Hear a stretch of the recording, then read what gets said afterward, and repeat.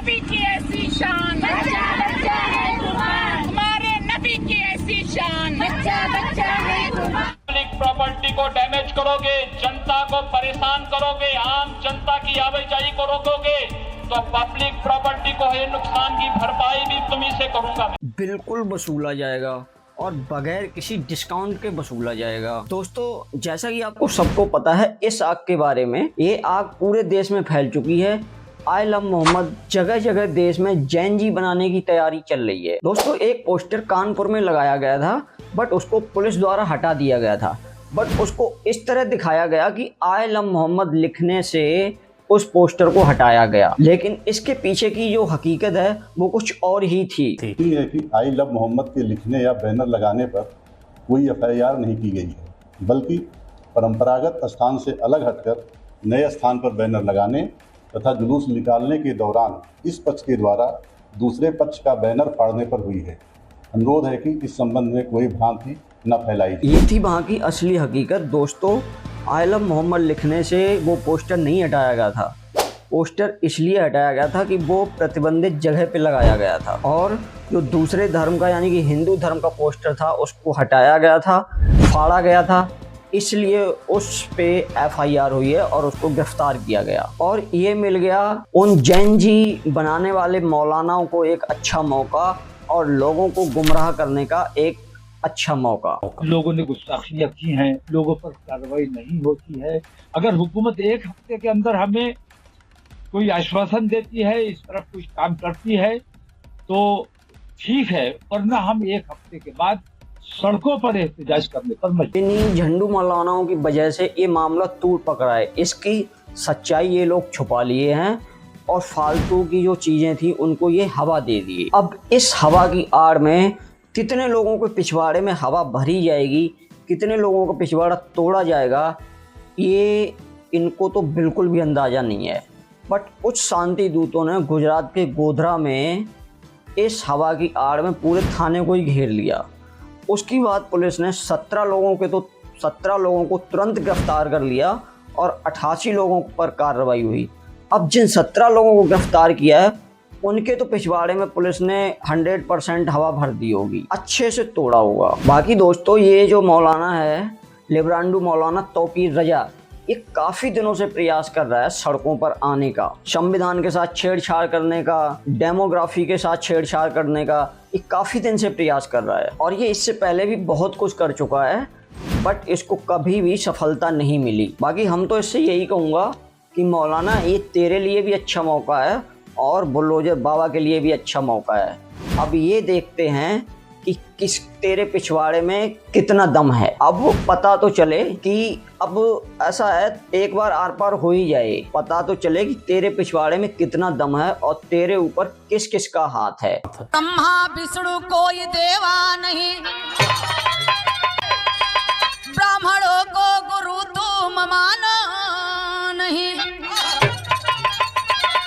दुर्गा है इसकी न पूजा करो,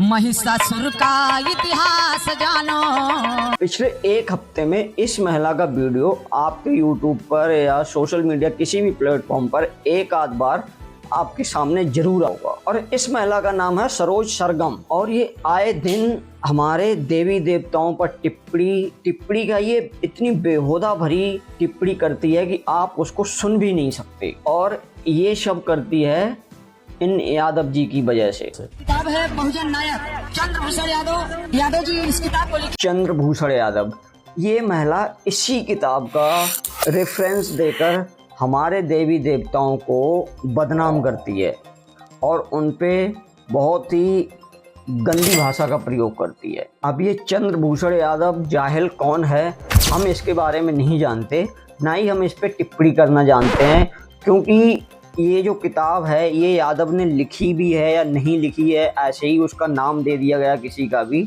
तो इसकी सच्चाई अभी नहीं पता ये किताब किसने लिखी है। बट हम एक रिक्वेस्ट करना चाहेंगे, ये समाजवादी के जो यादव बने घूमते हैं, अखिलेश यादव जैसे, नवरात्रे शुरू हो गए हैं और इन 9 दिन में माँ दुर्गा की आराधना होती है। तुम लोग किस तरह के यादव हो? आप इस महिला को मानते हो या इस किताब को मानते हो, या आप चंद्रभूषण यादव को फॉलो करते हो, या आप इस महिला को फॉलो करते हो। हमारे लिए तो ये पॉसिबल है नहीं कि आप इन लोगों को फॉलो करके फिर आपकी माताएं बहनें घर में पूजा करें, भगवान की आराधनाएं करें, नवरात्रे रखें। बाकी आप जो भी लोग इसको नहीं मानते हैं वो लोग सामने आएँ, चाहे भले ही वो वीडियो के माध्यम से सामने आएँ, किसी पोस्ट के माध्यम से सामने आएँ, FIR कराएं, जो भी करना चाहते हैं वो करें, और इस महिला को अरेस्ट करवाना चाहते हैं तो करवाएं। इस महिला के खिलाफ़ या ऐसे लोगों के खिलाफ़ या ऐसे लोग इस देश में जो कलंक बने हुए हैं उनके खिलाफ़ आवाज़ उठाएं। उत्तर प्रदेश पुलिस और प्रशासन से ये रिक्वेस्ट है और ये इंतज़ार है कि इसका रिजल्ट जल्द से जल्द जनता देखना चाहती है। गरबा में कोई परेशानी नहीं है। जिनको ये लगता है कि उनके माँ बाप से कोई भूल हो गई है और वो गलत धर्म में पैदा हो गए और वो हिंदू बनना चाहते हैं तो गरबा में आए, माथे पर तिलक लगाएं, माँ का प्रसाद खाएं, आरती उतारें, धोती कुर्ता पहनकर आएं और अपनी बहन को भी लेकर आएं, अपने भाई को भी लेकर आएं, अपनी माँ को भी लेकर आएं, अपने चाचा को भी लेकर आएं, अपने बाप को भी लेकर आएं, और भी जितने नाते रिश्तेदार गरबा करना चाहते हैं, देवी माँ की आराधना प्रार्थना करना चाहते हैं, सनातन धर्म स्वीकार करना चाहते हैं, क्योंकि सबका DNA तो हिंदू ही है। कोई 100 साल पहले, कोई 50 साल पहले, कोई मुसलमान बन गया, कोई ईसाई बन गया, अगर वो फिर से देवी की आराधना करना चाहता है, गरबा करना चाहता है तो गरबा करें। हम एक चम्मच जो है गंगा जल पिला के, तुलसी का पत्ता खिला के उनको हिंदू बना देंगे, कोई परेशानी नहीं। ये हर साल की परेशानी है। नवरात्रे आते ही अब्दुल का सनातन जिंदा हो जाता है। यहाँ सिर्फ अब्दुल का ही सनातन जिंदा होता है, उनकी बहन उर्फ उनकी बीबी या उनकी अम्मी जान, खाला जान, क्योंकि उनके में तो सारे जान ही होते हैं, बेजान का तो कोई होता नहीं, उनका किसी का सनातन जिंदा नहीं होता, सिर्फ अब्दुल का सनातन जिंदा होता है। क्योंकि अब्दुल को सनातन जिंदा करने की आड़ में जो लड़की छेड़नी होती है, क्योंकि हर साल ऐसे हज़ारों मामले आते हैं जिनमें अब्दुल को पकड़ा जाता है, ठोका जाता है, ऐसे देश भर से कई सारे मामले आते हैं और ये लड़की छेड़ते हैं, फिर उनको पकड़ा जाता है। और हर साल की तरह इस बार भी यही प्रोपोगंडा चल रहा है और इसमें बजरंग दल जैसे संगठन को काफ़ी मेहनत करनी पड़ती है। इनका पिछवाड़ा तोड़वाने में, इनके पिछवाड़े में हवा भरवाने में बजरंग दल बहुत अच्छी भूमिका निभाते हैं। बट इस बार जो ये बीजेपी के विधायक हैं मध्य प्रदेश के, इन्होंने पहले ही वार्निंग दे दी है। मुसलमानों के बच्चों को यहाँ पर मत आने दो गरबा, क्योंकि गरबा शुरू ही होने वाला है, तो इनको यहाँ पे आते हैं और न्यूसेंस फैलाते हैं, या फिर जो भी है किस इंटेंशन से आते हैं, गलत इंटेंशन से आते हैं, ऐसा उनका मानना है। लेकिन मैं अपने बच्चों से ये एक बात कहना चाहती हूँ कि हमको क्या करना है वहाँ जाके, आखिर क्यों जाते हो तुम वहाँ पे? और जब हमको पता है कि लोग हमें अवॉइड कर रहे हैं, हमें नहीं देखना चाहते, तो हमको अपनी इज्जत का पास रखना चाहिए और नहीं जाना चाहिए वहाँ पे। मैं खासतौर पे सबसे जितने भी अपने कौम के बच्चे हैं उनसे यही गुजारिश करूंगी कि बेटा जब इस तरह से आपको कोई पकड़ता है या कोई से भी दल वाले जब आपको पकड़ते हैं और पुलिस स्टेशन ले जाते हैं या माराकुटी करते हैं, तो उसमें आपके माँ बाप तो परेशान होते हैं, हम लोग भी परेशान होते हैं। ये अच्छी बात नहीं है। मैं चाहती हूँ कि इस बार कोई भी ऐसा काम नहीं हो, एक भी बच्चा मेरा वहाँ पर पकड़ने में नहीं आए, या मुझे कोई एक भी वीडियो ऐसी नहीं मिलना चाहिए कि जिसके अंदर मुस्लिम कौम का एक भी बच्चा वहाँ पे गया। लो जी, अब तो इनकी अम्मी जान भी बोल दी है कि नहीं नहीं, गरबा में मुझे नहीं जाना है। हमें एक भी मामला नहीं दिखना चाहिए, किसी पे भी FIR नहीं होनी चाहिए, ऐसा कोई मामला नहीं आना चाहिए। अब तो इनकी अम्मी जान ने भी बोल दिया। तो बचुआ, अब तुम मान जाओ, अगर तुम वहाँ गए तो अब तुम्हारी पिछवाड़े की तुड़ाई बहुत ही अच्छे से की जाएगी। और यहाँ सारी गलती अब्दुल की ही नहीं होती है, ना ना ना, इसमें कुछ लड़कियाँ जो हिंदू हैं वो भी शामिल होती हैं। जो लड़कियाँ वो उस पॉलिसी में आती हैं कि मेरा वाला अब्दुल नहीं है, ऐसा नहीं है, वो ऐसा अब्दुल को सनातनी मान के वहाँ ले जाती हैं। तो मैं उन सभी संगठनों से कहूँगा कि जो ऐसी मानसिकता की लड़कियां हैं उनको इनसे ज़्यादा सज़ा मिलनी चाहिए और अच्छे से उनकी भी तुड़ाई हो। जो लड़कियां गरबा में इनको पास दिलाने का काम करती हैं और जो मेरी और माताएं बहनें हैं उनको ये परेशान करवाने का काम करती हैं, तो जो ऐसी मानसिकता की लड़कियां हैं उनकी भी बहुत अच्छे से पिछवाड़े की तुड़ाई होनी चाहिए इस बार। तो हम खुद ही मुल्क छोड़ के चले जाएं, सिर्फ और सिर्फ सुप्रीम कोर्ट की एक आस है। बड़ी बात कह रहे हैं आप। हाँ, नहीं मैं आपसे फैक्ट कर रहा हूँ। सिर्फ कोर्ट, सुप्रीम कोर्ट हो, हाई कोर्ट हो, लोअर कोर्ट हो, इसके सहारे हम यहाँ पे हैं। सिर्फ उम्मीद मुझे ये है कि आज भी ये लोग न्यूट्रल है। कहाँ जाओगे तुम लोग? अरब में जाओगे तो कोई भी शेख तुम्हें नागरिकता देगा नहीं, ऊपर से तुम्हारी मार और लेगा वो। बाकी एक चीज है, तुम सिर्फ पाकिस्तान जा सकते हो, वहाँ तुम्हें अपने लेवल के लोग मिल जाएंगे। ये मुनव्वर राणा का लौंडा है, तबरेज राणा।